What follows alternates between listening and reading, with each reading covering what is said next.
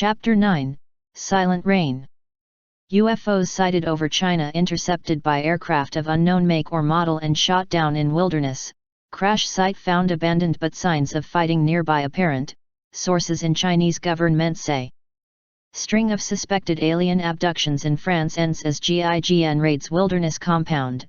Suspects apprehended at scene claim invaders controlled their actions.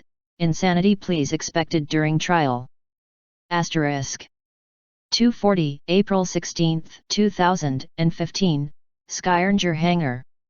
David Bradford had never been one to consider lurking, but the longer he waited at the far side of the hangar the more he felt the term applied.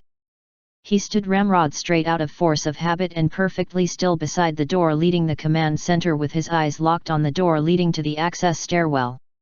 And, as if summoned by the sheer stubbornness of his stare, the door opened and Harris briskly walked in and surveyed the now empty hangar before signaling to the door, and the others moved in behind him, including the current source of Bradford's more recent headaches. The video footage doesn't do it justice, Bradford thought to himself as the group moved towards the center of the room. Even from across the hangar he could see curiosity on its face. Curiosity and fear. When the hangar doors opened it looked up to the starry skies with unabashed wonder before looking to Shen and saying something. Shen smiled and nodded but remained silent. "Commander Bradford, there is an incoming council transmission," came a voice from Bradford's headset, and for a brief moment he was sorely tempted to groan and cover his face with his palm. Of all the times for the council to call. "Understood, inform them that I'll take their transmission in my office in 5 minutes. Raise the alert level of the base and scramble Strike 1, Strike 2, and Strike 4, Bradford crisply ordered through his headset and started making his way toward the group in the hangar. The lights all came on at the same time as the alert klaxon sounded. The alien in their midst jerked and its ears folded back from the sound, though one ear twitched in Bradford's direction. A moment later those purple eyes were upon him, and Bradford met that gaze with one of his own. David wasn't unfamiliar with the concept of the stare-down, and was perfectly willing to deliver one if necessary, which wouldn't be this case. Within a second of eye contact the alien visibly withered under his glare but still maintained eye contact, and then the moment passed as Shen met Bradford halfway. "Shen, get everyone back to the lab. Council transmission is incoming, and you know what that means." Bradford reported crisply before doing an about-face and heading towards the hangar exit. He had gotten a half a dozen steps when a loud crack of displaced air sounded behind him. A glance behind him revealed that he was now alone in the hangar. He tapped his headset and asked, "Location on Charles Shen." A moment of silence passed before the reply came, "Chief Engineer Charles Shen is currently in the Stardust Labs, B3F. Teleportation, right," he remembered from the Volans research notes as he ascended the stairs to his office. "Something tells me this mission is going to get a lot more interesting than usual." Asterisk. 2:43, April 16, 2015, B3F corridor. "Matt," Lana started as the pair sprinted through the corridors. "I know, Lana," Matt replied as they rounded a corner and caught sight of the stairwell leading up into the barracks. "We have to let Fowler know about the situation." "And how would you explain the situation?" "So sorry, can't go with you on the mission because a pretty purple unicorn cast an unknown spell on us. She'll smack both of us if we tell her the truth and Bradford will smack us again for telling the truth about what happened," Lana said, and her tone was missing her usual snark. "Damn it, she's right. And there's no time to come up with a plausible alternative. Damn it," Matt thought to himself. "All right, command decision. When we get to the armory, just follow my lead. If there's any trouble it's on me and not you." Lana didn't reply to that, and Matt couldn't look over his shoulder to see her expression as they hit the stairwell and bound up it 3 steps at a time. A quick exit from the stairwell and a few more turns brought the tardy pair to the armory, and they were greeted by the bustle of nearly a score of soldiers getting their kit sorted for the mission. Unfortunately, Matt and Lana's absence was not unnoticed. "I swear to God I'm going to put my boot up both their asses the next time I see them," Fowler seethed as she plucked her rifle from the armory locker and proceeded to the depository to retrieve magazines for both it and her pistol. Muster call is absolute, anyone who misses that gets on my personal shit list.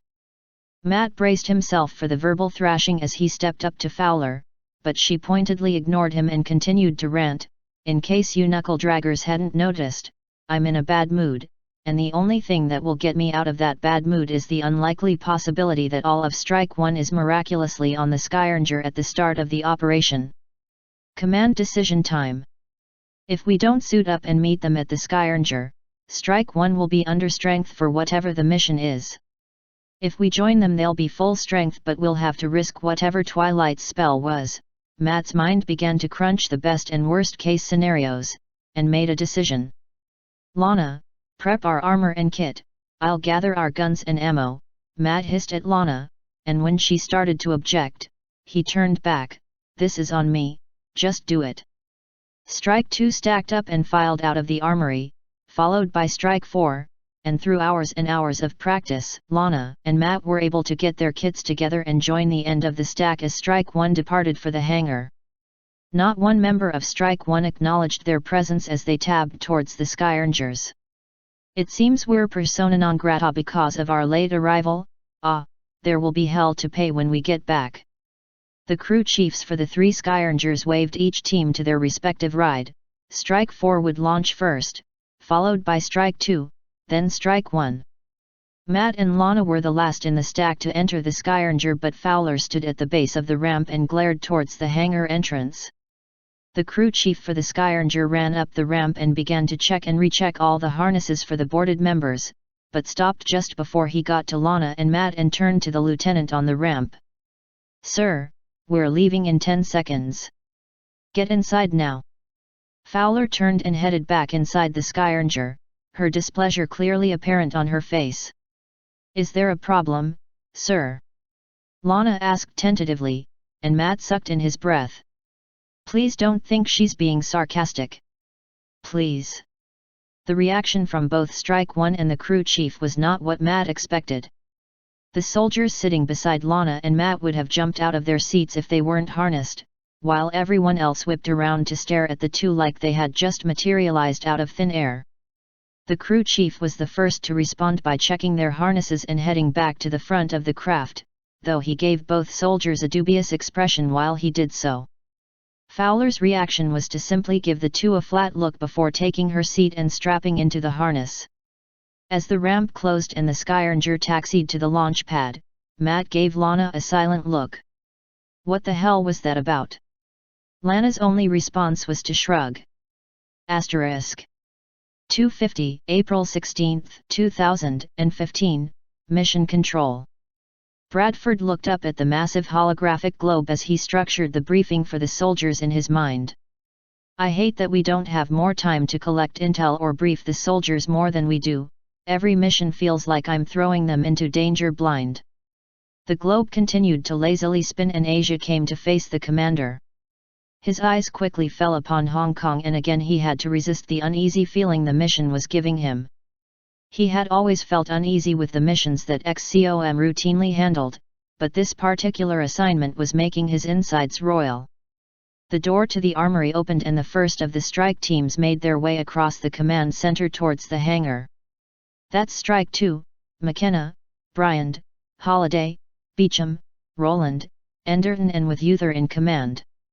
Bradford nodded to the team and wished them luck as they passed, and the second team entered mission control. Strike 4, Halverson, Boutner, Green, Thacker, Amata, Rodriguez, Alvarez, and Payne in command. Again, Bradford nodded to this team and wished them luck.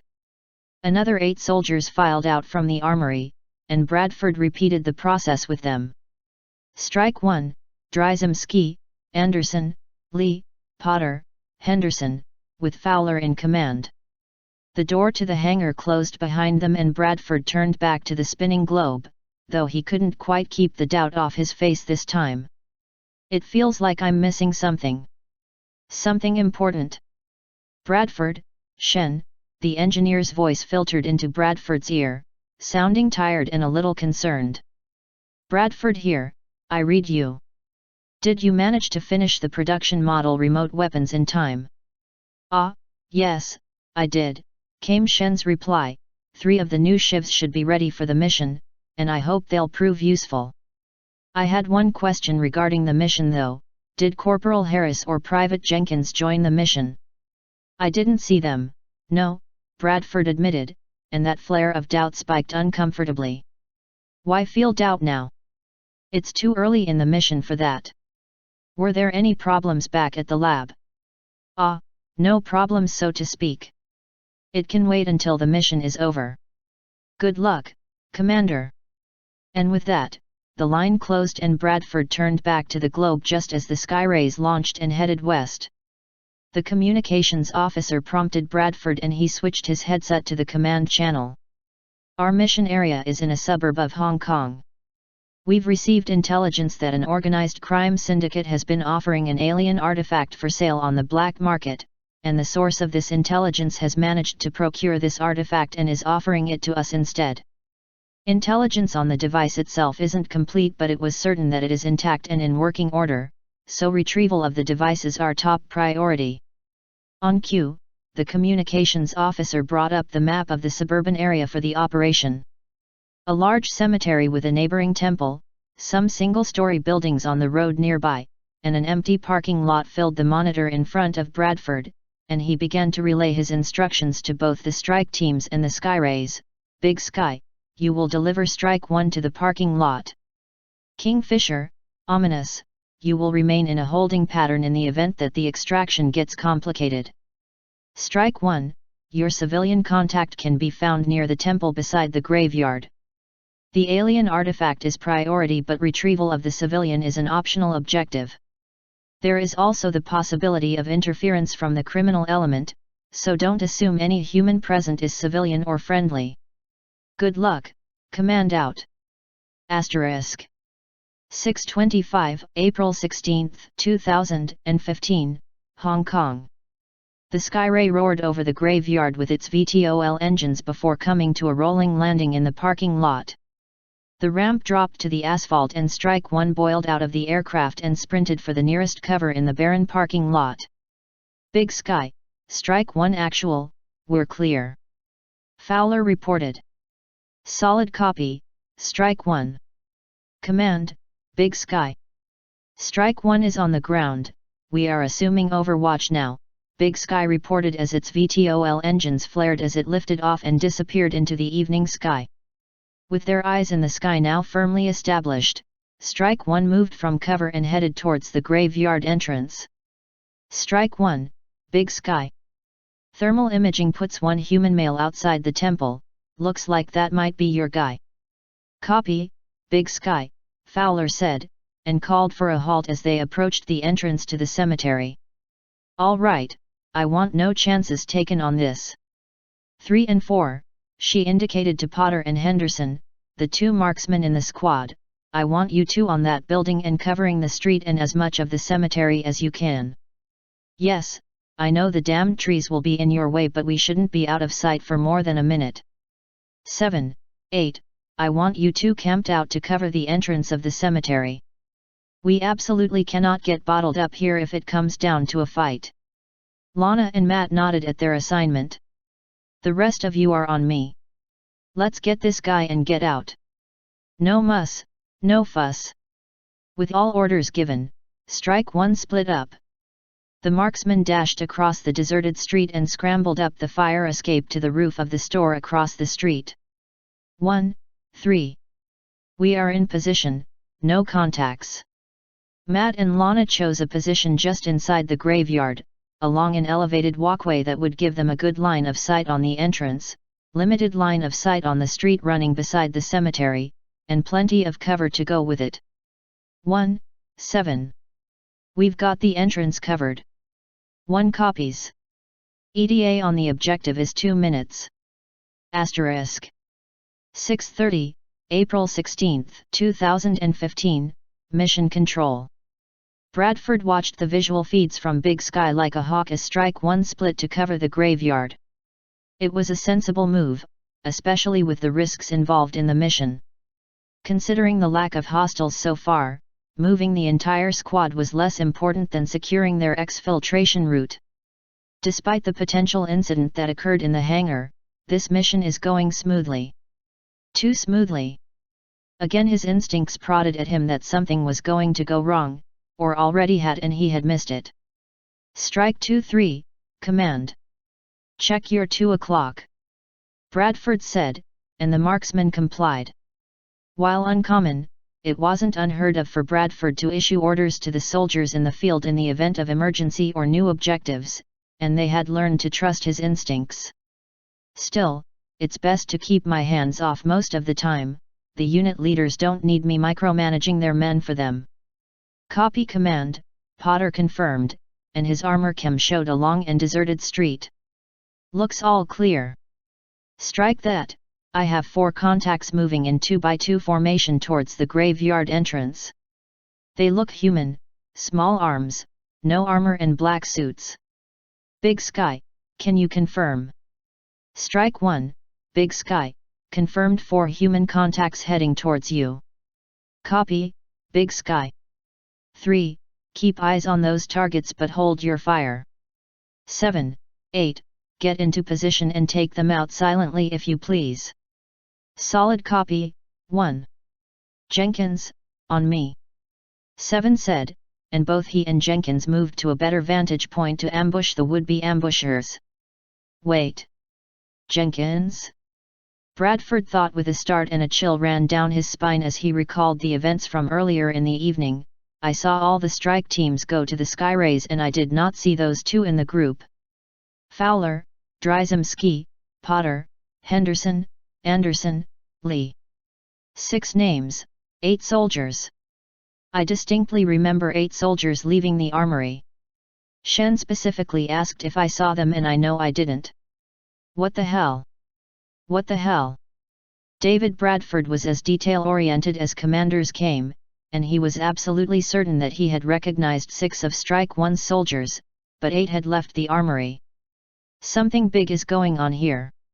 Again, Bradford's instincts screamed at him and he turned back to see Harris and Jenkins ambush the 4 would-be ambushers. The humans moved from door frames to alleyways across the street from the cemetery, and they regrouped inside an alleyway outside of the sniper's view but still within the all-seeing view of Big Sky. That view twitched further down the alleyway to catch a pair of fast-moving shapes sprinting towards the human interlopers. With the thermal cameras it appeared as nothing more than a blur. The humans were quick enough on the uptake to turn their guns and fire, but their pistols were no match for the monsters approaching them. This is 1, I hear shots fired. Who's shooting? 1, 7. Confirmed chrysalids engaging civilian targets. 8. Use your frag.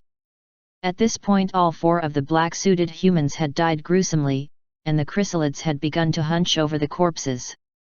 Before they could, one of the soldiers lofted a grenade into the gory pile and reduced everything to meat.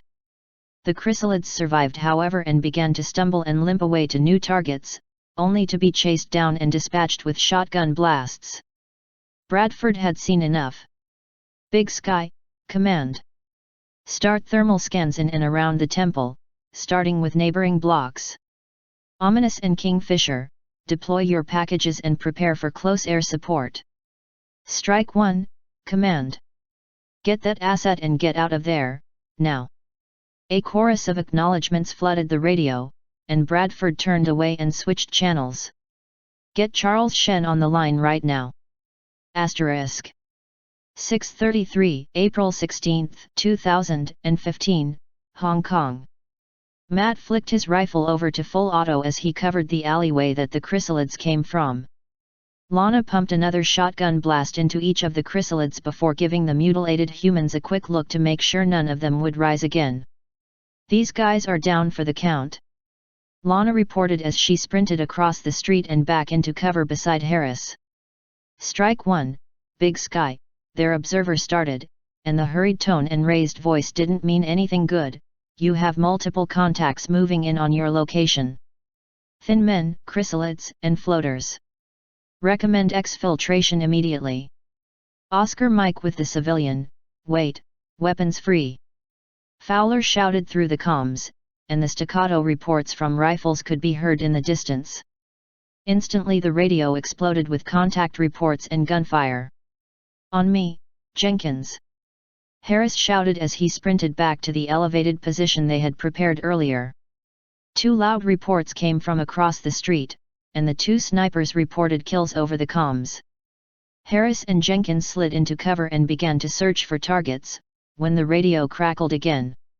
"Command, Strike 1-2, Anita Fowler is KIA," Sergeant Dryzemski shouted between machine gun bursts. "EDA to extraction is 1 min." Dryzemski's report dissolved into a horrible coughing sound that most of the strike teams were becoming uncomfortably familiar with. "I've been poisoned. 7, 4, 3 and I can watch the entrance. UN8 reinforce the others." Before Matt could confirm the new orders, Henderson interrupted with a shout, 7, X-rays on your back. Before either Harris or Jenkins could so much as react, a chrysalid bounded up the street side wall into their elevated position, barely 10 feet from their position and between the two soldiers. 1,000 painful deaths ran through Matt's mind as he got that too-close look at the alien monster. He had quite recently seen how fast they could run, and kill. "Lana's shotgun could probably stop it, my rifle might on full auto, but neither of us can bring our weapons to bear before one of us dies," Matt thought, and a flood of anger filled him at that.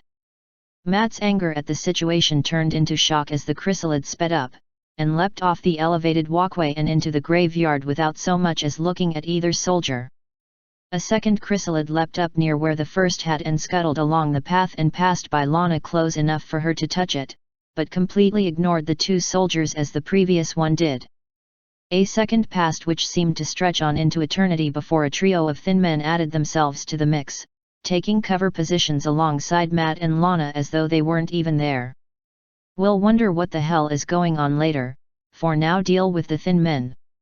Can't use guns, they'll cough up poison, but..." With practiced ease, Matt let the rifle hang from its sling and whipped out the arc thrower.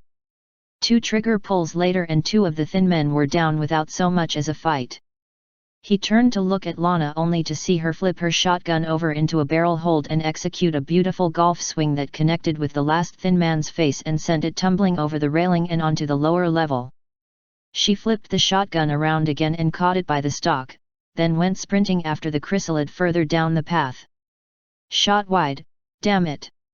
Potter shouted through the comms. 7, I've got no angle on the bug. Tag him or flush him out." Matt holstered the arc thrower and raised his rifle as he spotted the chrysalid in question. It was hunkered down behind a dividing wall and one of the giant trees just inside the cemetery, likely lying in wait to ambush the retreating squad members or to hide from the sniper, or both. "Doesn't matter either way," he thought grimly and lined up his shot and fired a burst. The first shot sank into the bug's lower torso, the second clipped one of its arms while the third connected squarely where one of its legs attached to the body. Not expecting the attack, the chrysalid squealed and stumbled out of its hiding spot, only for its head to explode a moment later. 7, you're clear.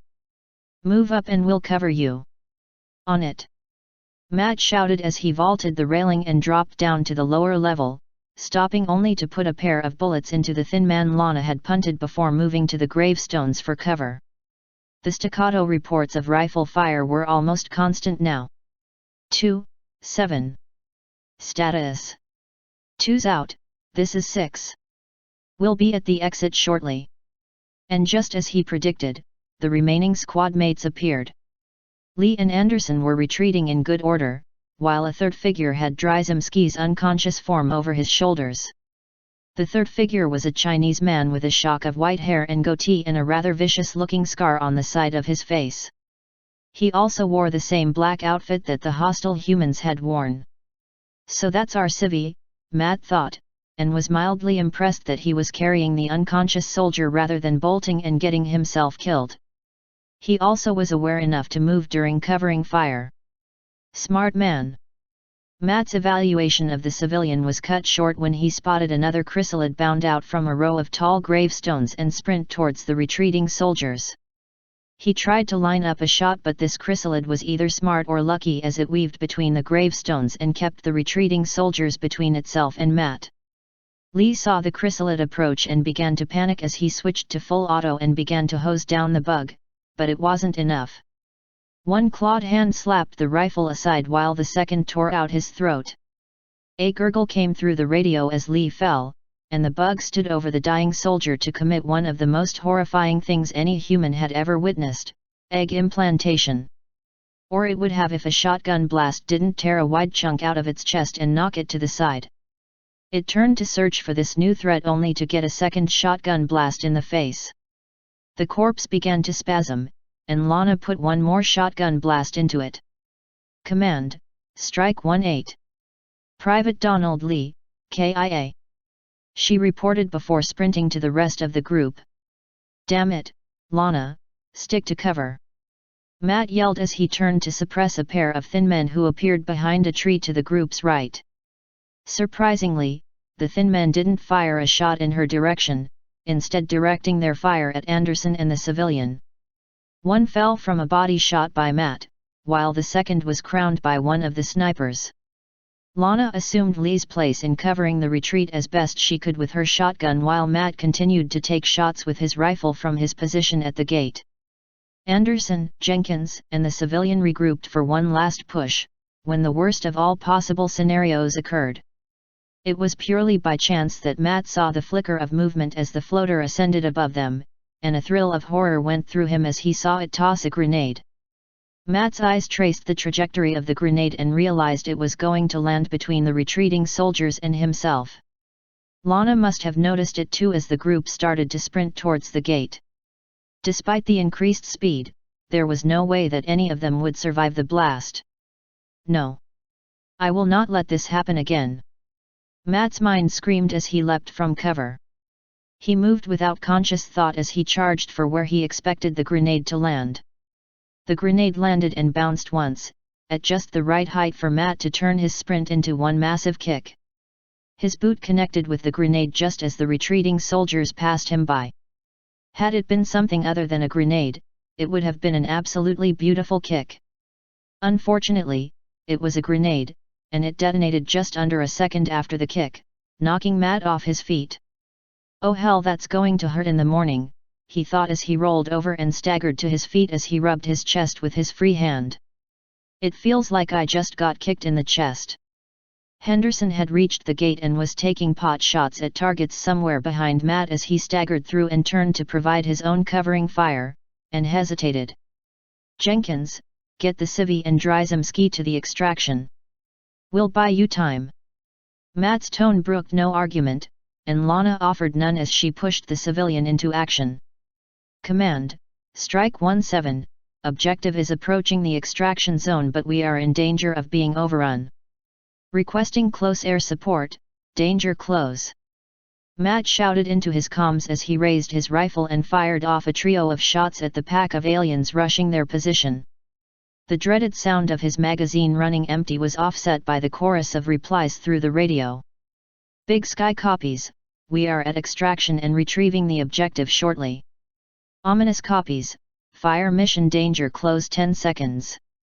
Kingfisher copies, station keeping over the extraction zone. Strike 4 is engaging enemy reinforcements. Strike 2, can you assist? Strike 2 is 10 seconds from the graveyard, we'll try and intercept. Shiv support is en route. The empty clip clattered to the cement and Matt brought a new one into place before signaling for Henderson to retreat. He then sprinted across the street and towards the parking lot. He had just rounded the corner of the block in time to see Big Sky land in the parking lot and a Shiv roll out followed by the Skyrangers crew chief with a rifle. Lana kept herself behind the civilian and Dryzemski's unconscious form until he was safely inside before sprinting back toward the fight. The Shiv quickly outpaced her and began to rattle off shots at distant targets. A second Shiv zipped out from a nearby alley and joined in the firefight, followed by the leading elements of Strike 2. They waved the surviving elements of Strike 1 forward as they provided covering fire. The rattling fire of the Shiv was quickly drowned out by a second Skyranger as it roared over the parking lot on its VTOL engines, and its blunt nose turned towards the oncoming horde behind Matt. Kingfisher on station, tally-ho! A gout of fire erupted from the Skyranger's nose, followed by a visible spray of spent shell casings raining down to the street. Matt could feel a few of them bounce off his helmet and armor as he sprinted towards Big Sky. "C'mon, you're almost there," Matt told himself as the distance closed, but with every step his legs and arms felt more and more like lead blocks. To make things worse, each breath caused a spike of pain in his chest. His free hand rubbed his chest and it came away wet, and Matt spared a glance down at his palm. "Oh," was all he was able to say before collapsing to the pavement. "Shit, Harris is down." Matt heard someone say, though they sounded far away, "Come on, we're at the Skyranger, Matt. Stay with me, stay with me." He really tried to stay with whoever was talking, but it seemed like a much better idea to go to sleep. *. Operation Silent Rain, complete. Alien artifact acquired. Civilian asset acquired. Strike 1 reports 2 KIA, 3 WIA. Strike 2 reports 0 KIA, 1 WIA. Strike 4 reports 0 KIA, 2 WIA. Recovery Team Inventory. Documented by LT Payne. Light Plasma Rifle, 2 total. Plasma Weapon Fragments. Thin Man Corpses, 32 total. Floater Corpses, 12 total. Chrysalid Corpses, 7 total. Thin Man Capture, 2 total. Operation Evaluation, good.